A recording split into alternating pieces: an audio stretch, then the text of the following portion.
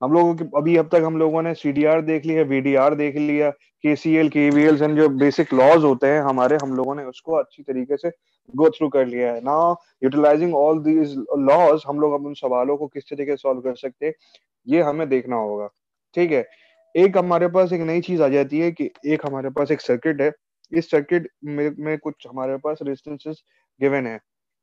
एक रेजिस्टेंस ये गिवन है, एक रेजिस्टेंस ये गिवन है, एक रेजिस्टेंस ये गिवन है, कुछ एक रेजिस्टेंस ये इस तरीके से, ये रेजिस्टेंस, ये रेजिस्टेंस।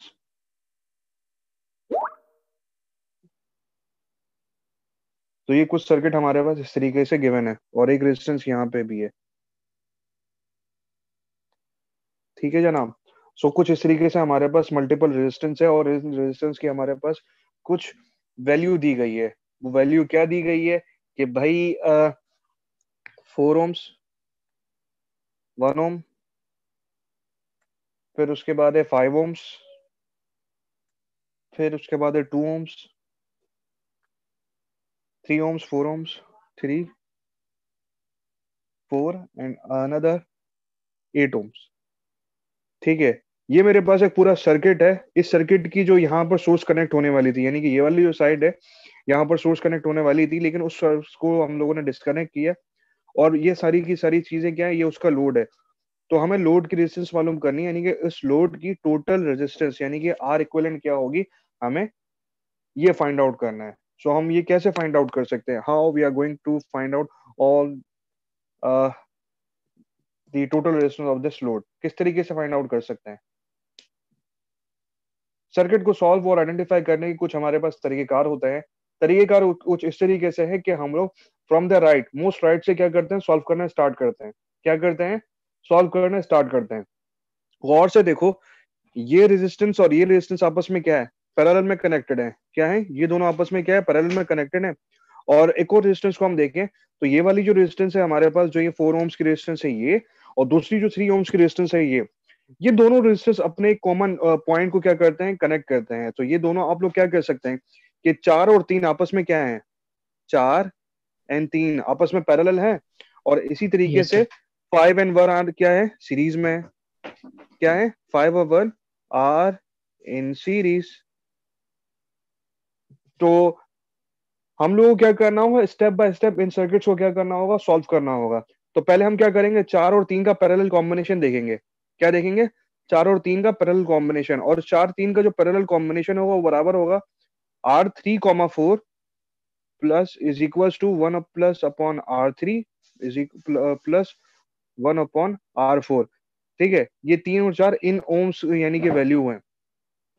सो ये 3 4 ये आ गया, इन दोनों को ऐड किया तो ये हो जाएगा 1/4 प्लस 1/3। सही। कुछ इसी तरीके से आएगा ये लिखा हुआ। अच्छा, मैं इसको एक और तरीके से भी लिख सकता हूँ, यानी कि अगर मुझे R3 और 4 मालूम करना है तो वो बराबर होगा 3 × 4, 3 + 4। बताओ क्या आ रहा है ये,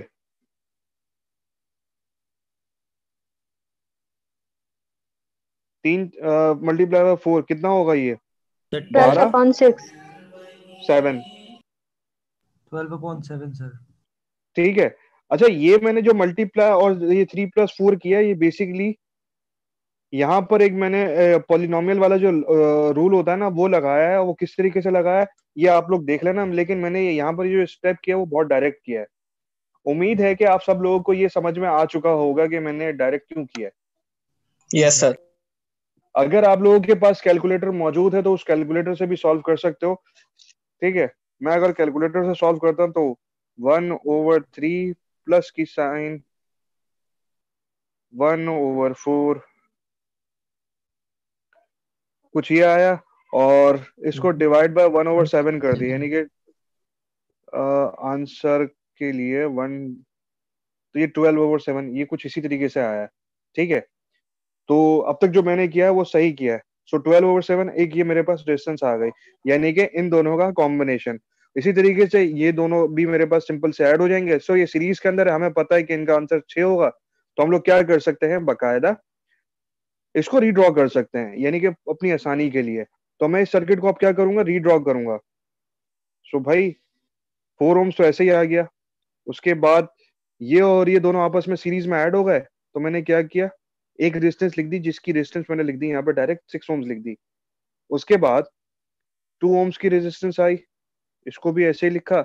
ये दोनों को मैं पहले ही ऐड कर चुका हूँ पैरेलल कॉम्बिनेशन में, तो डायरेक्ट इन दोनों रेजिस्टेंस की जगह एक रेजिस्टेंस में लिख सकता हूँ, जो कि क्या आ रही होगी, 12/7 की आ रही होगी। 1.7 ऊपर।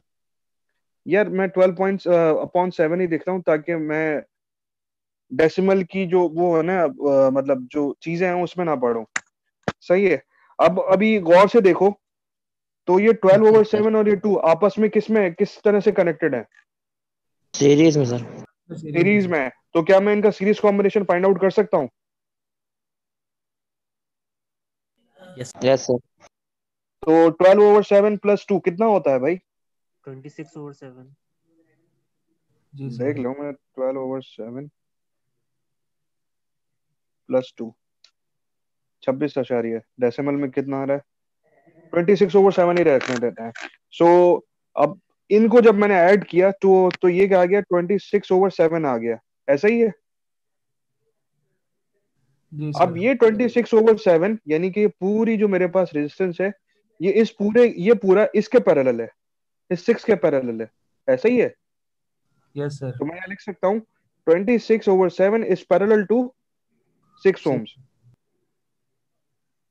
इसी तरीके से, तो अब मैं इसकी क्या फाइंड आउट करूंगा, अब इन दोनों का मैं कॉम्बिनेशन मालूम करूंगा, यानी कि 1/RT will be equal to 1/26/7 plus की साइन 1/6। ठीक है जनाब। सो यस इसको सर। सॉल्व करते हैं डायरेक्ट कैलकुलेटर की मदद से।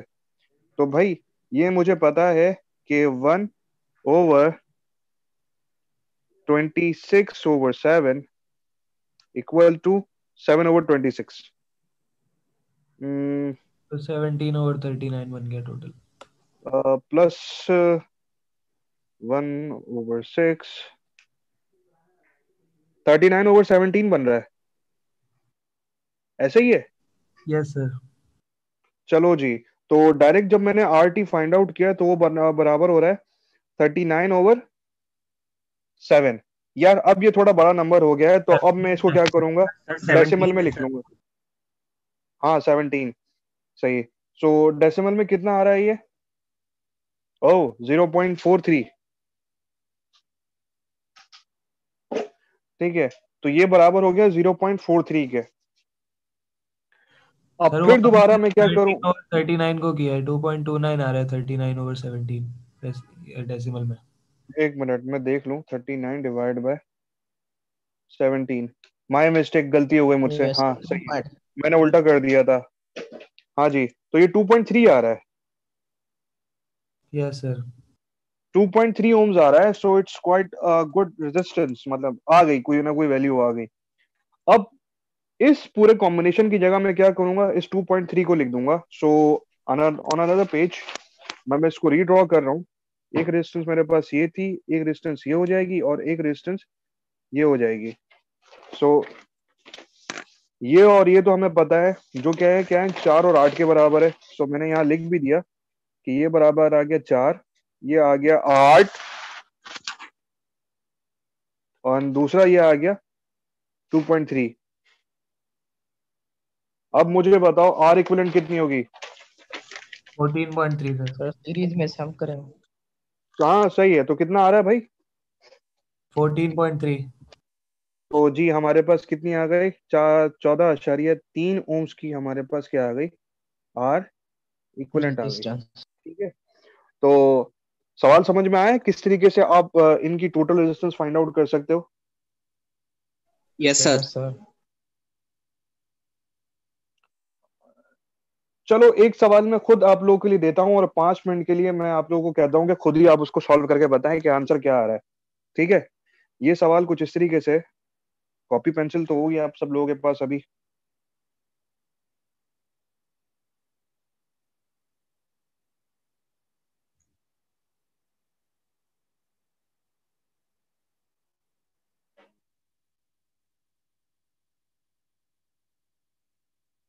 ठीक है जनाब।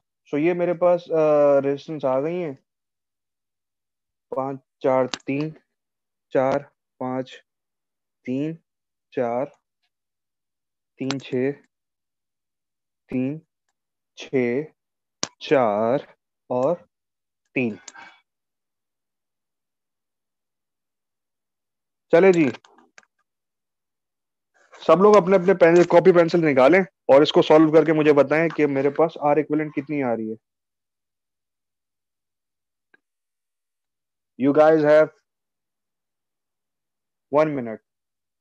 जिसने 1 मिनट के अंदर जवाब दे दिया तो भाई मैं उसे इनाम दूंगा नंबर्स की सूरत में।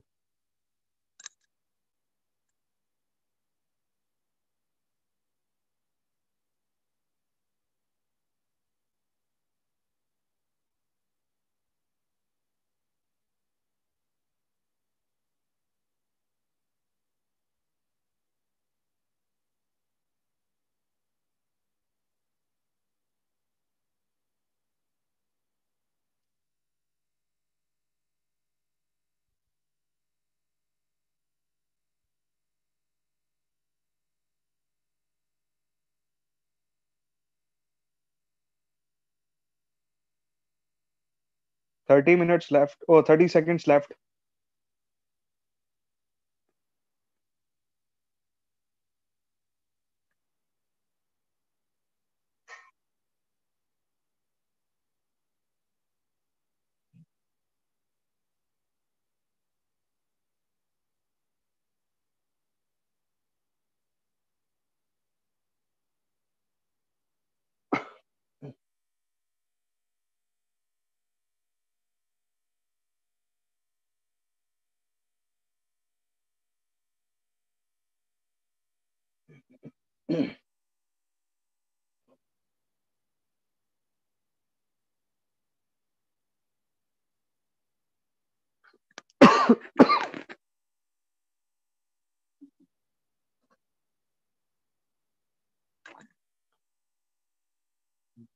हाँ भाई, किसी ने कोई जवाब निकाला इसका? 1 मिनट से ऊपर हो चुका है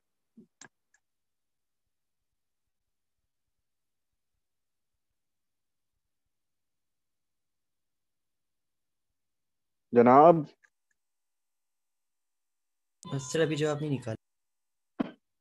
थोड़ा जल्दी करो यार, स्पीड बढ़ाओ, सुस्त हो गए हो तुम लोग। 53/5। सर राउंड ऑफ करके 20 आ रहा है। गलत आ रहा है। 53/5 भी गलत। 4 3 3 6 4 4 5 3। हाँ जी, तो 33 चलो और मैं खुद ही चलो मैं खुद ही सॉल्व कर देता हूँ। 4 5 3 कितने होते हैं? 22 सर 10 आ रहा है। छोड़ो छोड़ो, 11 एक मिनट। जिसका 10 आ रहा है वो बिल्कुल सही है, जिसने सर किया है मेरा वो आ 10 रहा है। सही आ रहा है। मेरा सेट आ है, रहा है सेट है। नाम बताओ। सर उमेर उमेर राणा। उमेर राणा। चलो ठीक है उमेर राणा, मैंने तुम्हारा नाम नोट कर लिया अपने पास। सो उमेर राणा ने का जो जवाब है वो बिल्कुल सही है। तो इसको कुछ ना कुछ कैश तो नहीं मिलेगा, नंबर्स की सूरत में बोनस मिल जाएगा। अब वो कितने नंबर होंगे अब मेरिट पे डिपेंड करता है। सो जिसने कहा 10 वो बिल्कुल ठीक है। कैसे भाई? 4 5 3 कितने होते हैं? 12। 12 पैरेलल है किसके साथ? 4 के चार साथ। के 4 के साथ है। तो भाई 12 × 4, ठीक है, 3 डिवाइड बाय 16 कितना आया? 3। 3 और 3 आपस में क्या है, सीरीज में कितना हो जाएगा? 6। यानी कि ये जब इस पूरे को इतने को सॉल्व कर दिया तो आपके पास क्या है, 4 आया, 3 आंसर आया। 3 3 आपस में सीरीज है तो हो गया 6। यानी कि जब इतना सॉल्व कर लिया तो 6 आ गया। 6 और 6 पैरेलल में है तो कितना आ गया? 3 आ गया। फिर 3 3 6 और 4, ये हो जाएगा टोटल आंसर 10। यार नहीं समझ आया, दोबारा समझा दें। नहीं समझ में आया ना? अब ये देखो, मैंने विदाउट एनी फर्दर कैलकुलेशन मैंने डायरेक्ट बोल दिया कि भाई इसका आंसर इतना आएगा। ये कितना शो आ रहा है?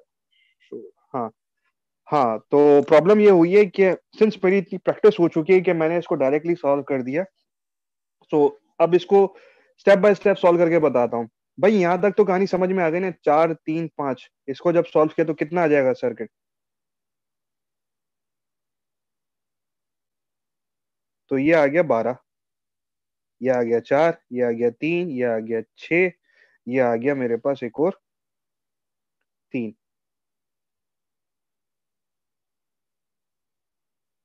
ठीक है जनाब, ये यहां तक तो बात समझ में आ गई ना। जब इस 4 5 3 को सॉल्व करोगे तो ये 12 ही आएगा। अब ये और 12 और 4 आपस में क्या पैरेलल में कनेक्ट है? हमने यहाँ लिख दिया कि भाई 12 और 4 आपस में पैरेलल में, इनका जब पैरेलल आर टी मालूम करूंगा तो बराबर होगा मेरे पास 4 इंटू 12 प्लस 4 प्लस 12 के। सही है। अब ये मैंने डायरेक्ट कैसे लिखा है, ये डायरेक्ट भी आप लोगों को समझा देता हूँ कैसे। कि हमें पता है, मैं यहाँ पर ऊपर वाली जगह ना यहाँ बता देता हूँ कि R equal is equals to 1/r1 plus 1/r2। Law लगाया, लॉ क्या कहता है, ये इधर मल्टीप्लाई होगा, ये इधर मल्टीप्लाई, सॉरी ये इधर जाएगा, ये इधर जाएगा, और ये दोनों आपस में मल्टीप्लाई होंगे। तो आर इक्वलेंट बराबर हो जाएगा R2 plus R1 divided by R1 into R2। अब आर इक्वलेंट मालूम करना है, इसको इधर मल्टीप्लाई करेंगे, इसको इधर शिफ्ट करेंगे और इसको इधर शिफ्ट करेंगे। सो क्रॉस मल्टीप्लीकेशन से हमारे पास जो आर इक्वलेंट निकला वो किसके बराबर हो गया? R1 into R2 divided by R2 plus R1 के। ये जो चीज मैंने की है वो मैंने यहाँ पे भी आपको शो कर दी है, राइट? तो ये समझ में आ चुका होगा। 4 इंटू 12 कितना होता है? 48। 48 divide by 16 is equals to 3। R T कितना आ गया? 3 आ गया। सही है। सर्किट को अब इन दोनों को मैंने सॉल्व कर लिया है, तो अब मैं इसके क्या करता हूँ, इनका इक्विवेलेंट लिख देता हूँ। यानी कि अब नेक्स्ट स्टेप में इनका नेक्स्ट जो आइट्रेशन हुई है वो लिख देता हूँ।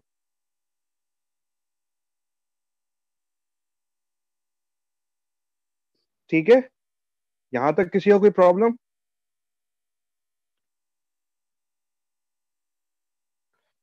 यहां तक किसी को कोई प्रॉब्लम, कोई मसला? अब ये तीन और ये तीन आपस में क्या है, सीरीज में है, और ये क्या है, उनके पैरेलल सीरीज में 6 रेजिस्टेंस, 6 ओम्स का एक और रेजिस्टेंस लगा हुआ है।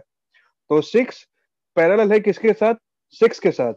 जब मेरे पास दो सेम रेजिस्टेंस आपस में क्या होती है, पैरेलल में ऐड होती है, तो इनका जो आर इक्विवेलेंट होता है ना, R equivalent will be half, यानी कि इन 6 के हाफ के बराबर होगा। सॉल्व करके भी बता देता हूं किस तरीके से होगा। कैसे? यहां देखो मेरे पास 1/6 प्लस 1/6 और ये आ जाएगा are equivalent, 1/r equivalent. Sorry, ये छोटी सी जगह है, मैं इसको अगले पेज में फिर दोबारा सॉल्व कर देता हूँ। सर्किट को मैं रीड्रॉ कर रहा हूं आप लोगों की आसानी के लिए।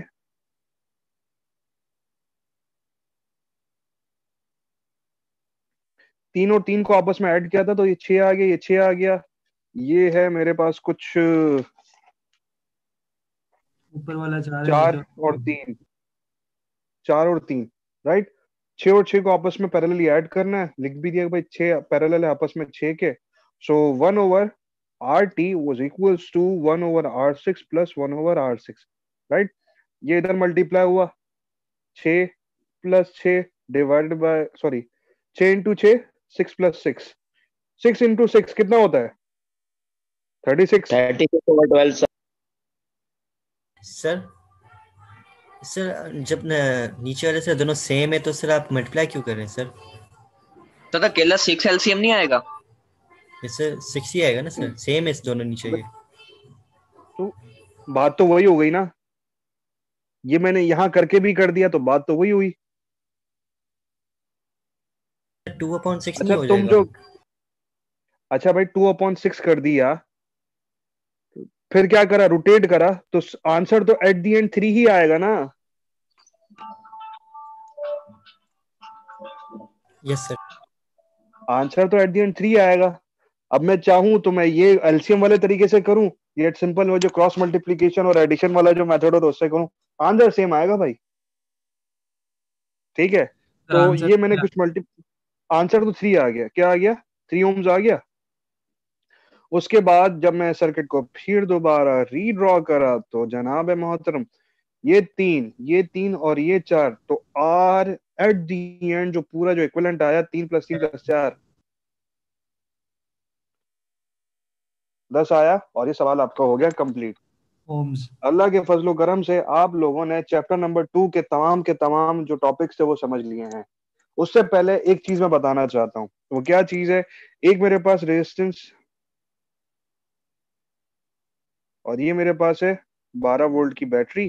तो लेट सपोज ये 12 वोल्ट की बैटरी है, ये इधर जाके कनेक्ट हो गया, ये इधर जाके कनेक्ट हो गया। ये रेजिस्टेंस, लेट सपोज ये मेरे पास 12 ओम्स की रेजिस्टेंस है, ये भी क्या है? 12 ओम्स की रेजिस्टेंस है। इसी तरीके से एक मेरे पास एक करंट है 2 एम्पेयर का, करंट सोर्स है 2 एम्पेयर की, एक रेजिस्टेंस ये आ गई, एक रेजिस्टेंस ये आ गई, और इन दोनों की वैल्यू भी क्या है? 12 ओम्स है। ठीक है जनाब, क्या है? 12 ओम्स है। सो मैं अगर आपसे पूछूं कि ये वाली रेजिस्टर के अक्रॉस वोल्टेज क्या होगा,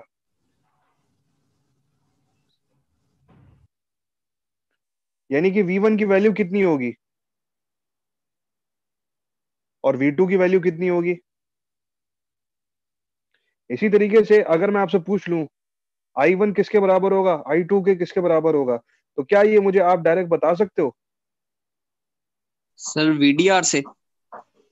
VDR से भी बता सकते हो, लेकिन यहां पर एक चीज मैं आपको बताना चाह रहा था, वो बताना ये चाह रहा था मेरे भाई, कि जब मेरे पास वोल्टेज, जब मेरे पास इस तरह का एक सर्किट मौजूद हो, दोनों रेजिस्टेंस क्या है? सेम है, तो हमेशा याद रखो आधा वोल्टेज इधर डिवाइड होगा, आधा वोल्टेज इधर डिवाइड होगा। ये कब हो सकता है? जब मेरे पास दोनों वोल्टेज, ये जो दोनों जो रेजिस्टेंस है, इनकी वैल्यू क्या हो? सेम हो। तो दैट मीन्स V1 6 वोल्ट के बराबर होगा, V2 भी किसके बराबर होगा? 6 वोल्ट के बराबर होगा।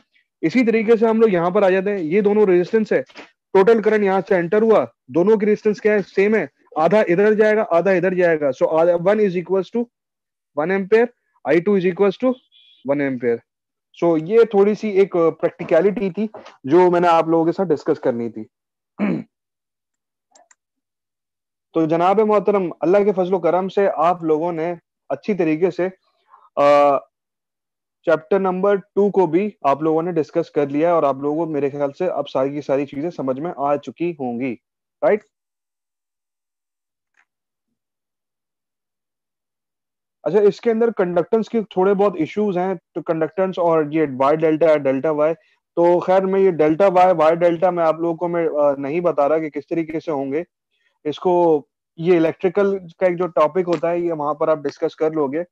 अलबत्ता मैं चैप्टर नंबर 3 के ऊपर अब डायरेक्ट छलांग लगा रहा हूं, और चैप्टर नंबर 3 का जो पहला टॉपिक है वो आप लोगों के साथ डिस्कस करने वाला हूं। सर आप असाइनमेंट बताने वाले थे ना? हाँ, असाइनमेंट यार जब आखिर के 10 मिनट रह जाए ना, फिर मुझे बताना। Okay sir. अच्छा, अभी जो हम चैप्टर करने वाले हैं study, that is my methods of analysis. अब जो हम लोग स्टार्ट करें, दैट इज चैप्टर नंबर 3। इसका नाम है मेथड ऑफ एनालिसिस, यानी कि कोई भी सर्किट आ जाए तो उसको एनालिसिस कर किस तरीके से कर सकते हैं, तो उसके कुछ मेथड्स होते हैं।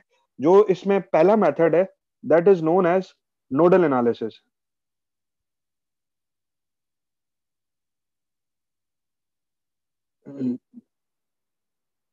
तो नोडल एनालिसिस का ये इसके अंदर है करंट।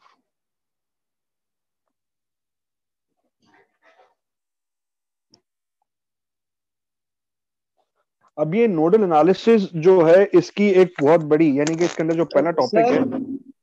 सर सर बस ना कर दे, ब्रेक ना लगा ले।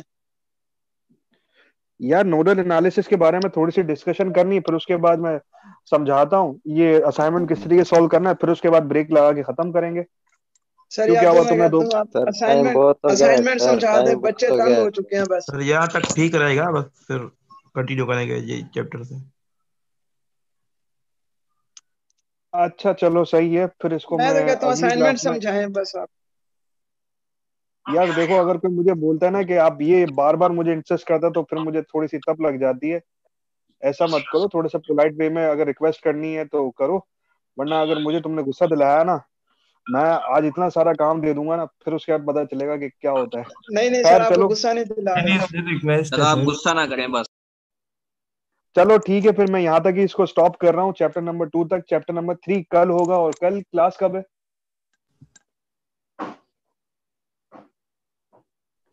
मुझे बताओ, कल क्लास कब है? हेलो? एक मिनट सर, मैं स्केड्यूल से चेक करके 10:40 पे बताऊँ। है, 10:40 पे। कितने बजे है? 10:40 पे। 10:40 पे। तो अच्छा यार, मैं एक सवाल, चलो असाइनमेंट तुम लोगों के साथ दिखा भी देता हूँ मैं तुम लोगों को।